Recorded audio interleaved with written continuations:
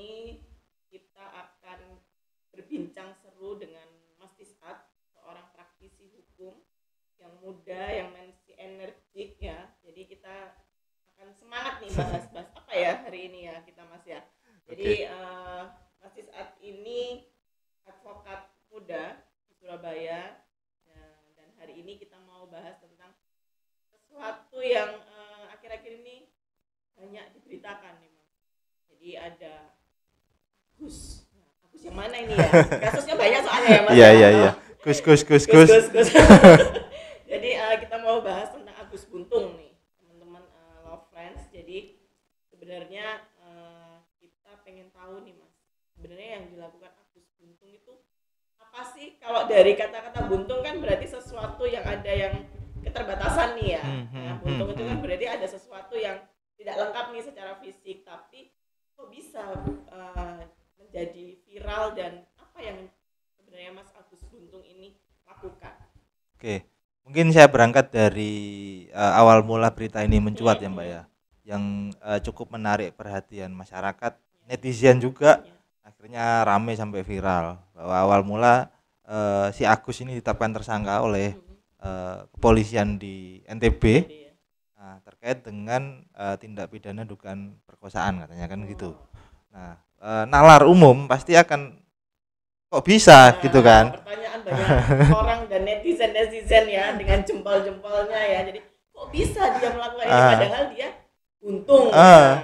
Padahal dia disabilitas yang notabene dia nggak punya tangan, dan bahkan di awal-awal pun ketika pemberitaan lagi ramai mengenai penetapan tersangkanya dia sempat juga memberikan kayak statement lah ke orang tuanya, toh saya juga masih dimandiin ya kan, nggak bisa melakukan aktivitas seperti biasa, masih dibantu oleh orang tuanya dan seterusnya kan gitu kan, sehingga kan nalar pemberontakan nalar dan pikiran masyarakat ini kan juga kok bisa gitu kan, bagaimana dia melakukan perkosaan gitu kan.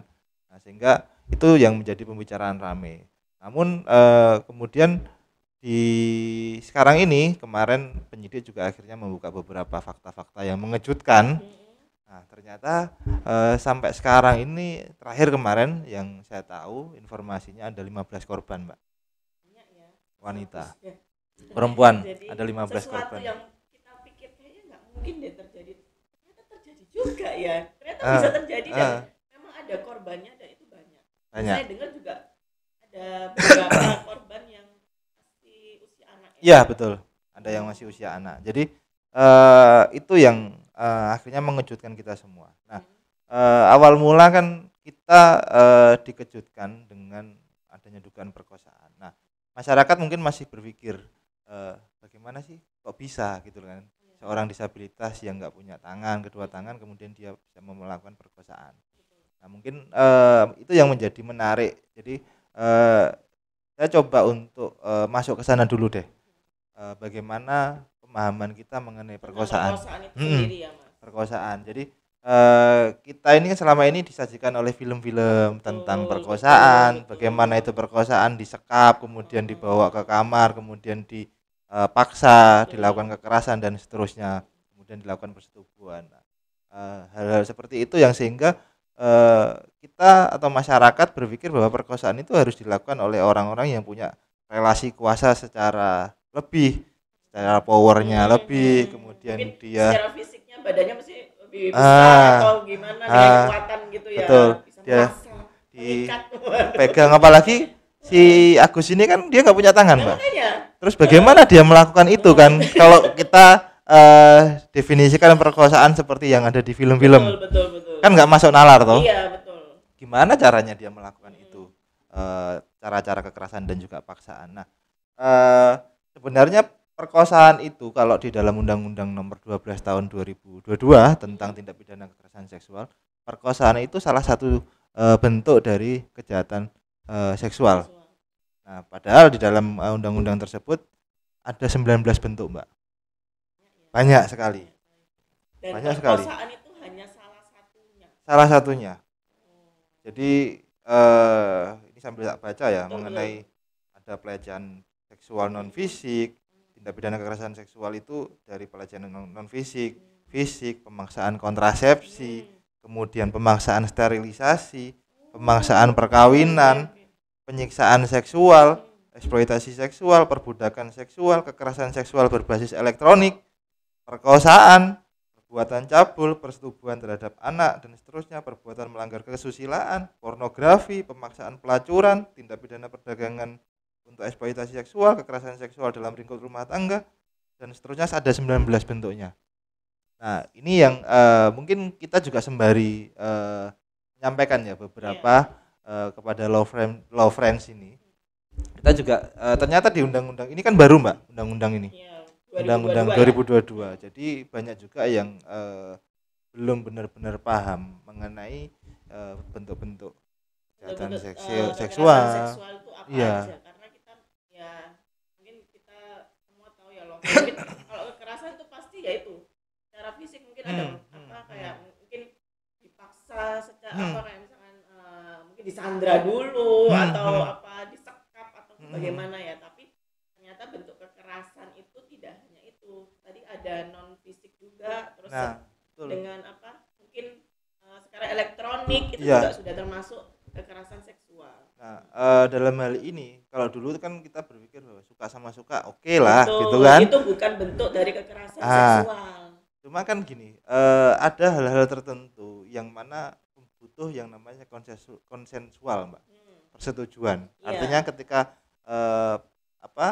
peristiwa atau misalkan persetubuhan itu terjadi antara lawan jenis, salah satu pihak tidak menghendaki itu bisa masuk, Mbak. Itu termasuk di dalam perkawinan enggak? Kalau perkawinan pemaksaan perkawinan kan. Tapi kalau itu kalau itu bisa dikategorikan sebagai, kalau di dalam ini masuk dalam pasal 6. Di dalam pasal 6 terkait dengan perbuatan seksual secara fisik. Jadi kalau kita nggak mau jangan dipaksa. Dan bahkan yang sudah suami istri pun juga itu juga harus ada konsensual ketika ada kesepakatan betul. Kan tadi kan salah satu bentuknya mengenai kekerasan dalam rumah tangga juga. Betul. Nah, hal-hal seperti ini yang harus banyak dipahami oleh kawan-kawan juga, baik yang perempuan maupun laki-laki. Kita kan juga harus tahu kan. Kalau kita tahu, supaya kita bisa tahu nanti bagaimana kita harus bersikap. Nah, kemarin itu saya sama temen lah di Jakarta. Temen, kemudian ada nih perempuan lewat. Ya biasalah dia godai. Tweet gitu kan, panggil-manggil gitu, catcalling lah. Nah, saya ingatkan, hati-hati bro, saya bilang gitu kan. Itu juga salah satu bentuk dari kekerasan seksual non fisik. Cowok yang mulutnya ya kadang-kadang. Kalau zaman dulu kan mungkin kita yang perempuan yang takut ya Mas ya. Jadi banyak apa di tongkrongan-tongkrongan cowok, terus kita milih puter balik supaya nggak lewat situ, supaya tidak di catcalling gitu. Nah, kalau sekarang kita sebagai perempuan bisa nih. Iya. Itu bisa masuk dalam kategori kekerasan seksual non fisik. Di dalam itu. Jadi setiap orang kalau di dalam pasalnya yang melakukan perbuatan seksual secara non fisik itu termasuk merendahkan harkat martabat, kemudian dia misalkan saya ngeliatin nih dengan tatapan-tatapan yang dalam tanda kutip ya, kemudian korbannya ngerasa terintimidasi atau korbannya ngerasa ini kok gini ya, dia bisa, itu salah satu bentuk dari kekerasan seksual non fisik. Jaga pandangan, jaga mulut dan seterusnya supaya tidak mengarah ke sana. Jadi beda gender itu sekarang mungkin harus lebih hati-hati juga ya. Dan perlu dicatat ya Mbak ya, tindak pidana kekerasan seksual ini ternyata tidak hanya untuk perempuan loh. Oh iya? Iya, karena di situ tidak diatur, tidak diatur untuk perempuan atau laki-laki. Iya, karena dalam undang-undang pun yang dimaksud setiap orang itu kan korporasi dan juga perorangan, tidak menyebut gender, apakah ini perempuan ataukah ini laki-laki. Artinya ketika cowok-cowok di sana yang mungkin merasa terintimidasi atau merasa boleh, karena memang dilindungi. Kita punya hak yang sama di mata hukum ya. Konsen seksual itu kan juga dilindungi gitu loh. Ada hak di situ bagi setiap orang. Menarik sekali nih Mas. Nah, kita kembali lagi ke Agus. Kan dugaannya melakukan pemerkosaan. Ya. Nah, modus apa sih yang bisa kok sampai korbannya 15 itu loh? Sebenarnya mungkin ada apa ya? Sekarang mungkin banyak modus-modus atau motif-motif yang dilakukan orang itu untuk melakukan satu tindak pidana ya Mas ya. Nah, kalau Agus itu seperti apa? Nah kalau ini berdasarkan berita ya yang kita baca kan, karena kita juga tidak terjun langsung dan menginterogasi si Agus ini kan, dari beberapa keterangan dan juga media maupun konferensi pers yang pernah dilakukan oleh kepolisian, dia punya beberapa modus mulai dari ada bujuk rayu, kemudian dan akhirnya perbuatan itu terjadi karena ada ancaman juga katanya kan gitu. Jadi si Agus ini mengancam akan menyebarkan tentang informasi kepada si keluarga si korban ini, kemudian menyebarkan entah mungkin ada muatan-muatan video atau foto gitu kan. Nah penyebaran itu juga menjadi salah satu bagaimana si korban ini dalam kondisi yang bisa dikatakan dia dapat dengan mudah diperdaya atau si pelaku ini dengan mudah dia dapat melakukan tindakan kekerasan kepada si korban. Nah, yang menariknya di sini ternyata kan banyak tuh sekarang Mbak berita video-video yang kalau di medsos itu si Agus ini ternyata punya kemampuan lain, dia bisa menggunakan kakinya. Jadi betul. Karena si Agus ini kan dia disabilitas dari kecil, sehingga biasanya pengetahuan saya bukan orang yang berkecimpung di dalam dunia disabilitas, tapi berdasarkan dari apa yang saya baca atau yang saya lihat di beberapa informasi itu ya si Agus ini ternyata punya keahlian atau punya kekuatan power sendiri di kakinya. Dia bisa menggunakan fungsi dari tangan, seperti makan dia pakai itu, kemudian dia minum pakai itu, dan bahkan kemarin saya lihat videonya dia main drum Mbak dengan kakinya. Ya. Oh ya, karena itu dari lahir mungkin ya dia sudah menyesuaikan banyak hal dan sehari-harinya pasti dia tidak akan kesulitan dengan keterbatasannya. Dan bahkan waktu masuk di dalam kamar keterangannya dalam kemarin yang seperti disampaikan di kalau nggak salah itu menyampaikan bahwa si Agus ini ketika membuka tangan dia menggunakan mulut dan juga giginya untuk membuka pintu. Menurut berita yang saya baca seperti itu. Jadi memang ya unik tapi ya ahli ya Mas. Iya. Sudah ahli. Awal mula saya pikir itu kan sampai dengan teman-teman itu ngobrol gimana ya caranya ya kan? Nah, ternyata ya karena kita konteksnya orang yang melakukan pemerkosaan itu yaitu secara fisik normal punya power untuk mengintimidasi korbannya itu kan, ternyata secara fisik terbatas pun dia bisa memberikan intimidasi terhadap korbannya. Korbannya si Agus ini yang dia kasar itu yang seperti apa Mas? Anak-anak yang mungkin galau kah atau seperti apa kah? Kemarin juga sempat itu Mbak, ada terungkap juga di media, ada rekaman pembicaraannya si Agus. Iya, betul. Yang dia memberikan kayak speak lah kalau bahasa anak-anak sekarang ini kan speak ya. Iya. Dia nyepi, kemudian melihat kondisi korban yang rapuh, kemudian itu kan paling gampang tersugesti. Rapuh secara psikologis berarti ya? Iya. Kemudian dia gampang terbujuk rayu, termanipulasi dengan kata-kata dan di sini namanya perempuan Mbak ya. Iya betul, lemah ya kalau kena rayuan laki-laki ya. Dan pernah ada gini Mbak, saya sering bercanda sama kawan-kawan, perempuan itu lemahnya di telinga Mbak.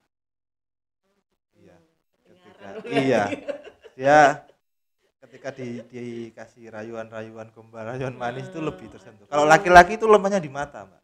Oh iya betul, melihat yang seger gitu ya Mas betul. Ya. Kayak teman saya itu, waduh, kalau melihat yang seger, yang glowing, waduh sudah lupa sama yang lain ya. Oke Mas, kita balik ke undang-undang tindak pidana kekerasan seksual. Ini kan kita sudah punya, Indonesia sudah punya. Tapi kan itu ternyata tidak menekan angka terjadinya tindak pidana kekerasan seksual. Sebenarnya undang-undang ini seperti apa sih Mas untuk melindungi korban dari kekerasan seksual itu? Orientasinya apakah sudah cukup untuk melindungi korban kekerasan seksual atau menurut Mas Tisat kayaknya perlu ada sesuatu yang harus ditambahkan atau mungkin aturan apa yang apa ya mungkin masih samar atau seperti apa? Nah, dalam undang-undang tindak pidana kekerasan seksual ini saya lihat sangat banyak hal yang diatur. Dan bahkan kalau saya boleh menggunakan analogi atau kata-kata saya sendiri, dengan semakin banyak akhirnya semakin bias. Itu yang menjadi permasalahan Ya. yang ya. Sehingga apalagi tadi kayak salah satu contoh lah mengenai tindak kekerasan non fisik. Ya. Bagaimana kita bisa mengukur penyidik harus bekerja keras nih untuk membuktikan bagaimana perasaan seseorang ini menjadi terganggu karena tatapan seseorang, karena adanya catcalling yang kemudian itu dianggap merendahkan harkat dan martabat. Ini kan tidak mudah. Artinya penyidik harus kerja keras ini, Mbak. Kan bisa aja ya misalkan saya di catcalling terus saya catcalling balik gitu ya. Kan itu kan bukan satu bentuk berarti sudah terjadi kekerasan seksual bukan seperti itu. Tapi beda lagi kalau misalkan saya aku dilihatin aja kok kayaknya aku udah merasa terintimidasi. Betul. Itu sudah terjadi lah. Karena sesuatu yang bias, ya, sesuatu yang sama jadinya dalam penerapan dari aturan itu sendiri jadi sulit. Ketika proses pembuktiannya salah satu mengenai non fisik tadi. Bagaimana sekarang gini, misalkan ada seseorang kemudian ada kan orang itu kan punya rasa atau yang berbeda. Ketika kita ngeliatin, kita itu nggak ada maksud sebenarnya. Iya. Contoh nih saya lihatin sampai aku, tapi sampai baperan, terus gimana? Sampai anggap bahwa saya ngelihat sampai itu, iya, ya kan? Nah itu kan subjektif sekali, Mbak. Betul. Nah, hal-hal yang sifatnya subjektif, terus kemudian pidana sendiri kan tidak mengenal yang namanya perumpamaan atau apa ya sifatnya ya, kalau kita istilahkan dalam pidana itu kita tidak bisa dianalogikan. Jadi harus jelas. Tidak bisa sesuatu yang mengandai-andai atau tidak pasti betul. Gitu ya. Harus jelas kan Harusnya bentuknya seperti apa, kemudian peristiwanya seperti apa harus jelas. Nah, dalam undang-undang TPKS ini memang luar biasa kan, terobosan luar biasa, tapi akan menjadi PR juga.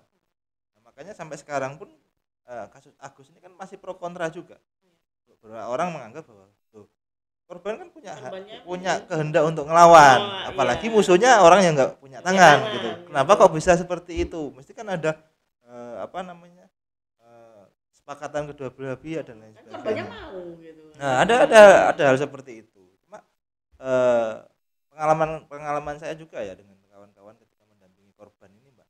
Korban ini ada hal-hal tertentu yang kita tidak pernah. Dia mau misalkan ada peristiwa nih tentang pertubuhan, tapi dia sebenarnya tidak menghendaki itu, sehingga setelah peristiwa itu kemudian karena ya tadi ada bujuk rayu kemudian ancaman dan seterusnya, akhirnya terjadilah peristiwa itu, tapi secara kebatinan dia tidak ingin tidak ada konsensus sebenarnya di situ kan gitu kan.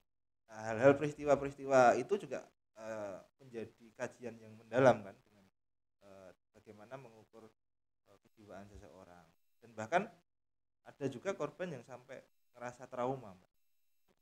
Ya kan, memang peristiwa itu terjadi, tapi secara kehendaknya dia ngerasa aku nggak berkehendak melakukan itu, tapi ada namanya, kalau sempat saya berdiskusi dengan kawan-kawan yang ahli di bidangnya lah, beberapa hal yang menarik bagi saya begini, ada reaksi biologis dan juga reaksi yang tadi yang kita tidak kehendaki. Misalkan gini, reaksi biologis itu ada sentuhan. Setiap orang ketika ada sentuhan, kemudian ada meskipun itu pemaksaan, dia secara biologis dia akan bereaksi, Mbak. Biologisnya loh ya. Iya, betul. Tapi dengan berbeda dengan kehendak yang tadi ada paksaan dan seterusnya. Itu dua hal yang berbeda. Jadi reaksi biologis dan reaksi psikologis mungkin ya, atau reaksi batiniahnya itu sebenarnya itu berbeda. Bisa aja secara biologis mungkin ya semua tubuh kalau disentuh, ada sentuhan sesuatu ada reaksi di pasti area tertentu pasti reaksinya sama.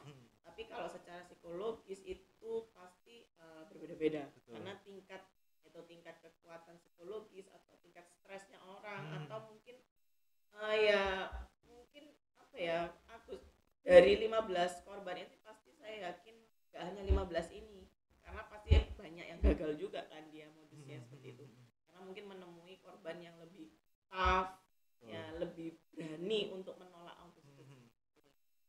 Nah, dengan adanya kebiasaan ini, terus perlindungan korbannya gimana nih, kan pasti kalau friend kan pasti berpikir pasti banyak ini terjadi, pasti banyak, dan banyak juga korban yang tidak berani untuk speak up. Betul kan Mas? Ya. Apalagi ini sesuatu yang banyak orang itu ini aib, ya kan, apalagi misalkan mungkin tidak sampai ke persetubuhan aja lah, mungkin anak-anak misalnya sekarang pacaran gitu ya, pacaran terus kissing kayak gitu terus difoto terus di video, itu sesuatu yang menurut mereka sudah aib dan sampai orang lain Betul. tahu. Ya. Tapi kan ini nggak bisa nih didiemin gitu aja.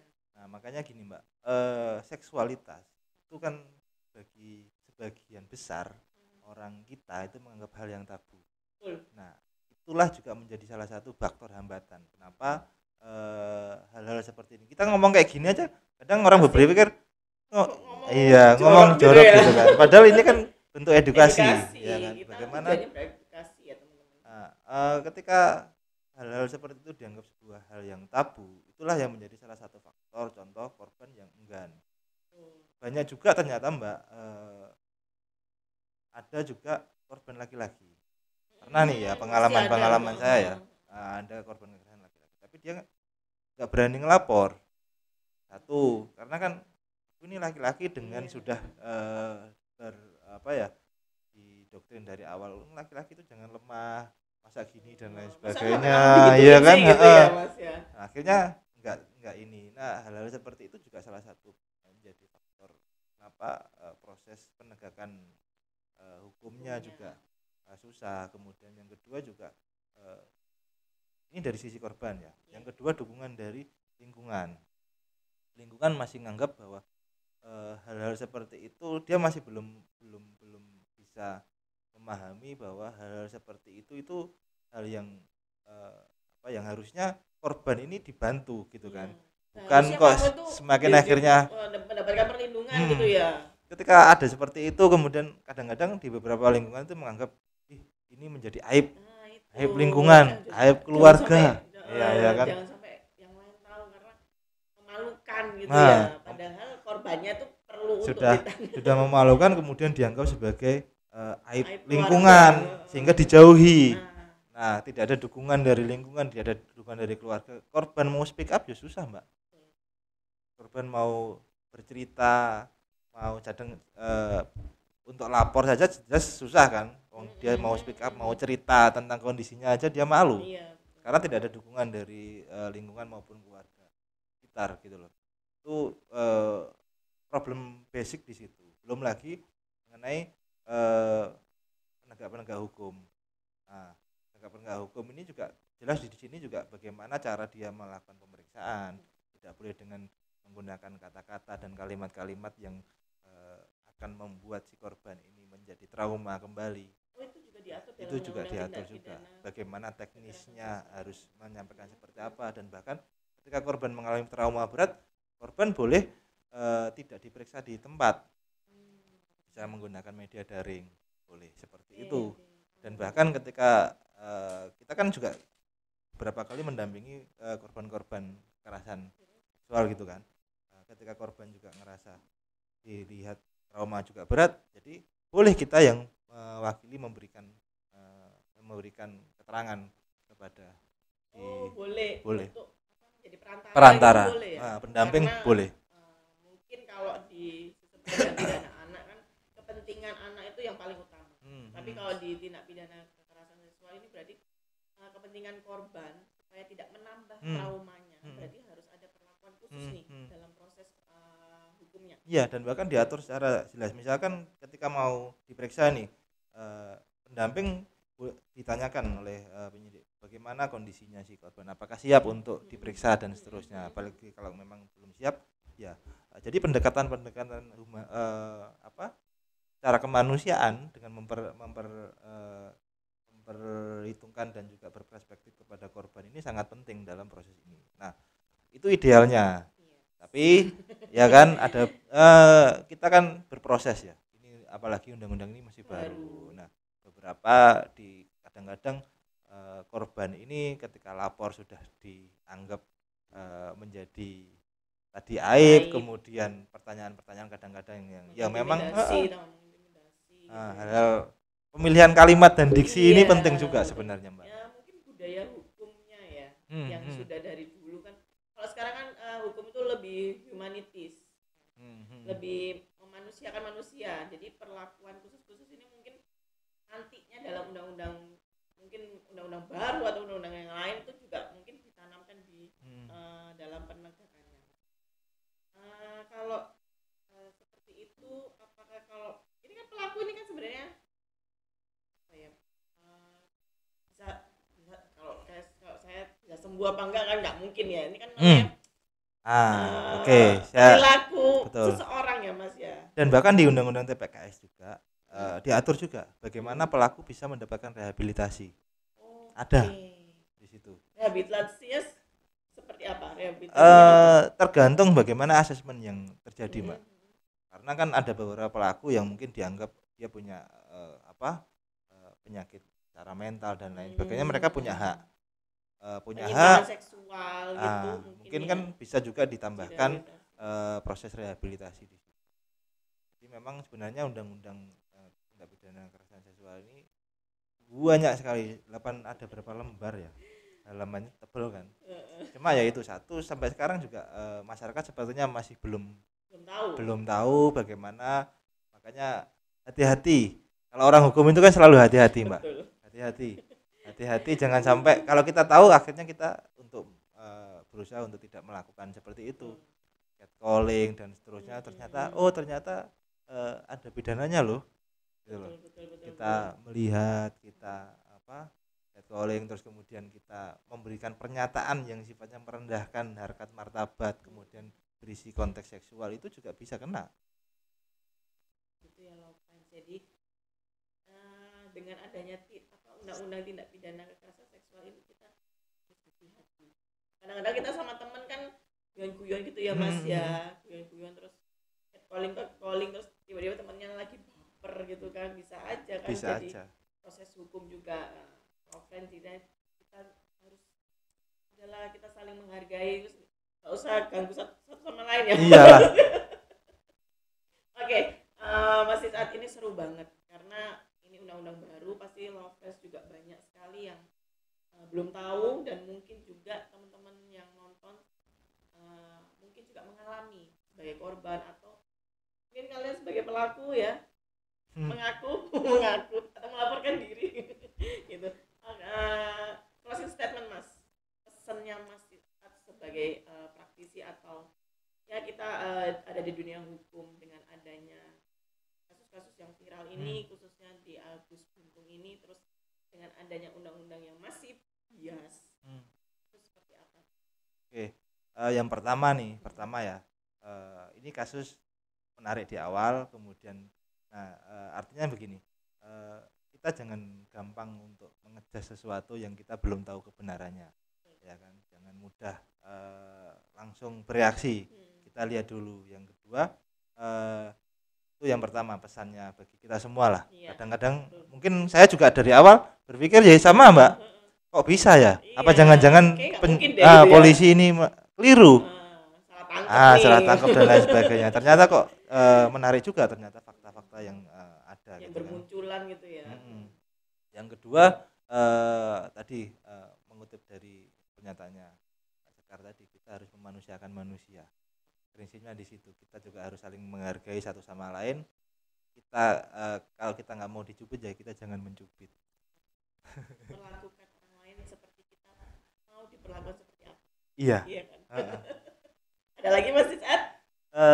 Dan terakhir adalah stop kekerasan seksual terhadap siapapun itu, baik perempuan maupun laki-laki. Intinya yaitu kembali ke humanis, saling menghargai dan saling menjaga satu sama lain. Oke, friends gitu ya. Ini seru banget, dan ingat pesannya Mas dalam bentuk apapun dan untuk siapapun. Oke Love Friends, kita akan ketemu lagi di bincang seru lain waktu dengan pembahasannya lebih seru ya Mas Tisa. Oke, Jangan siap. lupa sama Mas Tisa nanti pasti ada podcast lagi ke depannya. Kita akan bahas kasus-kasus yang lebih viral lagi. Oke. Terima kasih Love Friends. See you. See you.